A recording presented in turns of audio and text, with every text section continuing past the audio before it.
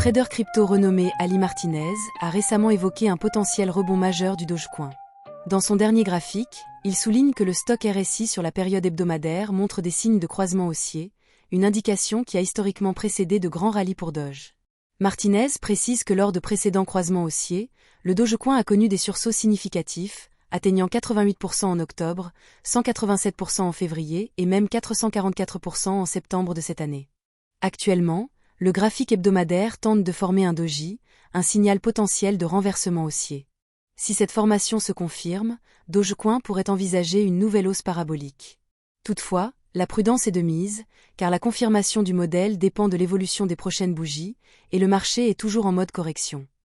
Ripple, la société de technologie blockchain, a récemment obtenu l'approbation de la Dubai Financial Services Authority pour élargir ses opérations dans la région du Moyen-Orient.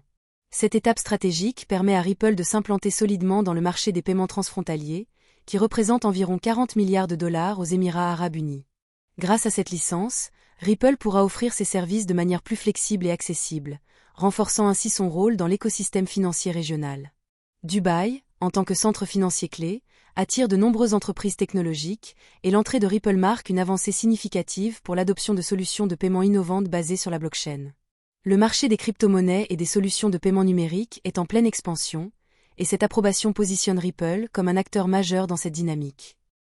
Le réseau SUI, spécifiquement conçu pour les applications décentralisées, a récemment annoncé un partenariat stratégique avec Blockhead, une société spécialisée dans la cybersécurité. Ce partenariat vise à renforcer la protection de l'écosystème SUI face aux menaces potentielles, notamment celles liées aux cyberattaques. SUI, qui se distingue par sa capacité à gérer des transactions rapides et sécurisées, met en œuvre ce partenariat pour garantir une sécurité accrue de ses utilisateurs et de ses infrastructures. Blockhead, en tant qu'expert en sécurité numérique, apportera des solutions innovantes pour prévenir les violations de données et protéger les informations sensibles au sein de la blockchain SUI, consolidant ainsi la confiance des développeurs et des utilisateurs dans cette technologie émergente.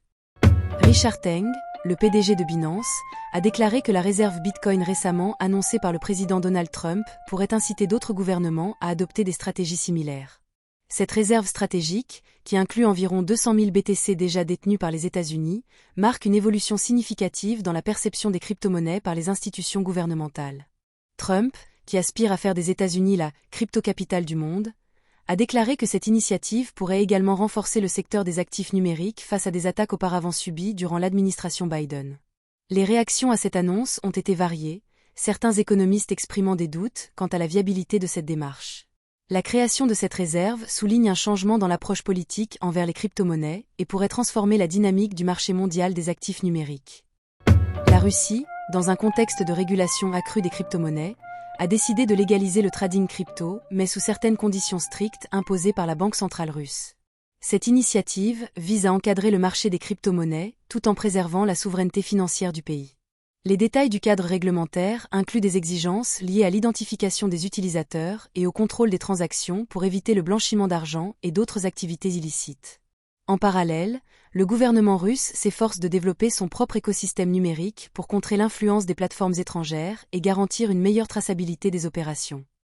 Malgré les efforts de la Banque centrale européenne et de l'Union européenne pour promouvoir l'adoption d'une monnaie numérique, une grande partie des citoyens européens expriment un désintérêt marqué pour ce projet.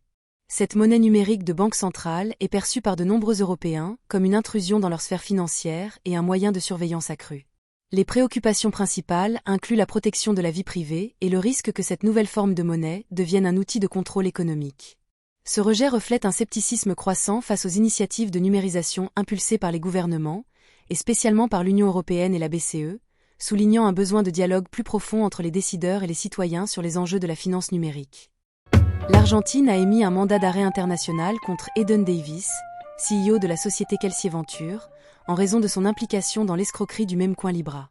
Ce projet, promu par le président Javier Milei, a connu une montée fulgurante avant de s'effondrer, entraînant des pertes estimées à 250 millions de dollars pour des milliers d'investisseurs. L'escroquerie, qualifiée de rug pull, est survenue peu après le lancement du token le 14 février 2025, lorsque Davis et les fondateurs ont vendu leur part à des prix élevés, provoquant une chute de la valeur du token de 5,20 $ à moins d'1 $ en quelques heures.